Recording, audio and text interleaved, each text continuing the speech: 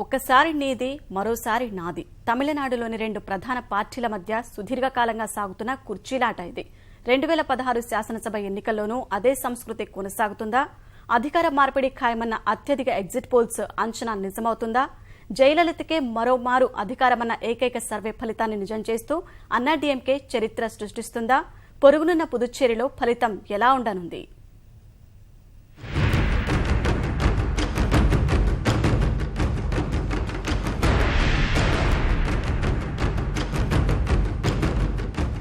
తమిళనాట మరోమారు అమ్మకే అధికారం. ఏప్రిల్ 1న అనేక ముందస్తు సర్వేలు చెప్పిన మాట ఇది. రెండు ప్రధాన పార్టీలకు మార్చి అధికారం అప్పగించే సంస్కృతి ఉన్న తమిళనాడులో ముఖ్యమంత్రి జయలలిత చరిత్రను తిరగరాస్తారన్న విశ్లేషణలకు తావిచ్చాయి నాటి సర్వేలు. కానీ నెలన్నర గడిచేసరికి పరిస్థితి పూర్తిగా తారుమారైంది. తమిళనాడులో శాసనసభ ఎన్నికల పోలింగ్ ముగిసిన రోజు సాయంత్రం వెలువడ్డ ఎగ్జిట్ పోల్స్ అధికార మార్పిడి ఖాయమని తేల్చి చెప్పగా తమిళనాడు ఫలితంపై తీవ్ర ఉత్కంఠ రేపింది.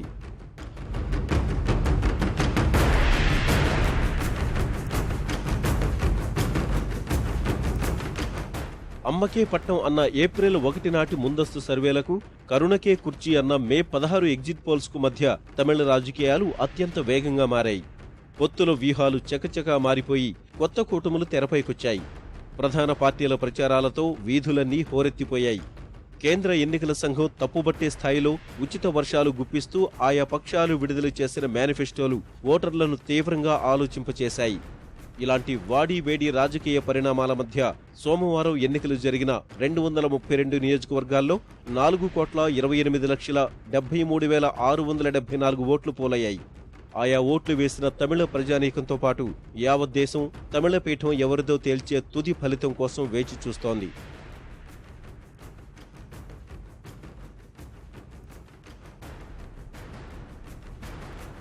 పోలింగ్ ముగిసిన వెంటనే విడుదలైన ఎగ్జిట్ పోల్స్ తమిళనాడు శాసనసభ ఎన్నికల ఫలితంపై అందరి ఆసక్తిని అమాంతం పెంచేశాయి.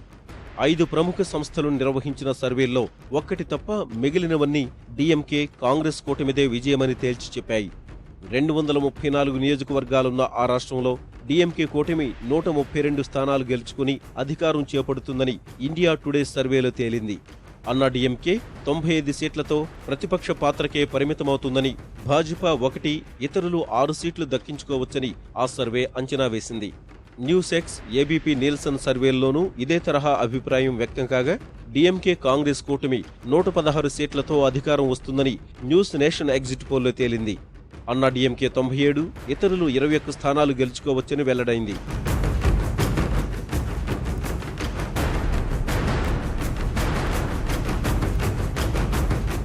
నాలుగు ప్రధాన సర్వేలు ప్రతికూలంగా ఉన్న వేళ తమిళనాడులో తిరిగి అధికారం చేపట్టడంపై భారీ ఆశలు పెట్టుకున్న అన్నాడీఎంకే వర్గాలకు Times Now C voter exit poll కాస్త ఊరట కలిగించింది. అన్నాడీఎంకే 139 స్థానాలతో మరోమారు అధికారం చేజిక్కించుకుని రికార్డు సృష్టిస్తుందన్న సర్వే డీఎంకే కూటమికి 78 సీట్లు రావచ్చని అంచనా వేసింది. భాజపా ఒక్క స్థానంలోనూ గెలవకపోవచ్చన్న Times Now C voter survey ఇతరులకు 17 సీట్లు దక్కవచ్చని లెక్కగట్టింది. ఈ 5 ప్రధాన సర్వేలన్నింటినీ విశ్లేషిస్తే డీఎంకే కాంగ్రెస్ కూటమిదే విజయమన్న అభిప్రాయం వ్యక్తమవుతోంది. మిత్రపక్షాలతో కలిసి 120 స్థానాలు దక్కించుకోనున్న కరుణానిధి తమిళనాడు ముఖ్యమంత్రిగా 6సారి ప్రమాణ స్వీకారం చేసే అవకాశం కనిపిస్తోంది. 103 సీట్లతో అన్నాడీఎంకే ప్రతిపక్ష స్థానానికే పరిమితం కావచ్చని, ఇతరులు 11 సీట్లు గెలుచుకోవచ్చని 5 ప్రధాన సర్వేల విశ్లేషణ ద్వారా తెలుస్తోంది.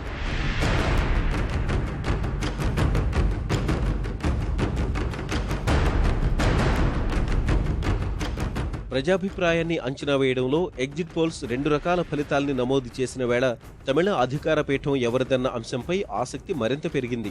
2011 ఎన్నికల ఎగ్జిట్ పోల్స్ విషయంలోనూ ఇదే తరహాలో 2 రకాల అంచనాలు వ్యక్తమయ్యాయి. ఆనాడు అత్యధిక సర్వేలు అన్నాడీఎంకేదే అధికారమని చెప్పగా ఒక ఎగ్జిట్ పోల్ మాత్రం డీఎంకే వైపు మొగ్గింది.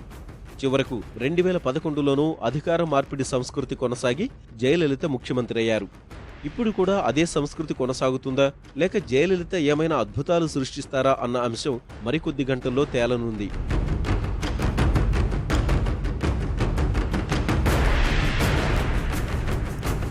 కేంద్రపాలిత ప్రాంతం పుదుచ్చేరి శాసనసభ ఎన్నికల ఫలితంపైన ఆసక్తి నెలకొంది. అక్కడ అధికార మార్పిడి ఖాయమని 2 ప్రధాన సర్వేలు చెబుతున్నాయి. 30 నియోజకవర్గాలున్న పుదుచ్చేరిలో కాంగ్రెస్ డీఎంకే కూటమి 16 స్థానాలు గెలిచి అధికారం చేపడుతుందని ఎగ్జిట్ పోల్స్ అంటున్నాయి. ప్రస్తుత అధికార పక్షం ఎన్ రంగస్వామి కాంగ్రెస్ 10 స్థానాలకే పరిమితమవుతుందని, అన్నా డీఎంకే 3, ఇతరులు 1 స్థానాన్ని దక్కించుకోవచ్చని 2 ప్రధాన సర్వేల విశ్లేషణ ద్వారా తెలుస్తోంది. ఈ అంచనాలు ఏ మేరకు నిజమవుతాయి? పుదుచ్చేరి ఫలితంతోనైనా కాంగ్రెస్కు కాస్త ఊరట లభిస్తుందా అన్న అంశం రాజకీయ వర్గాల్లో చర్చనీయాంశమైంది.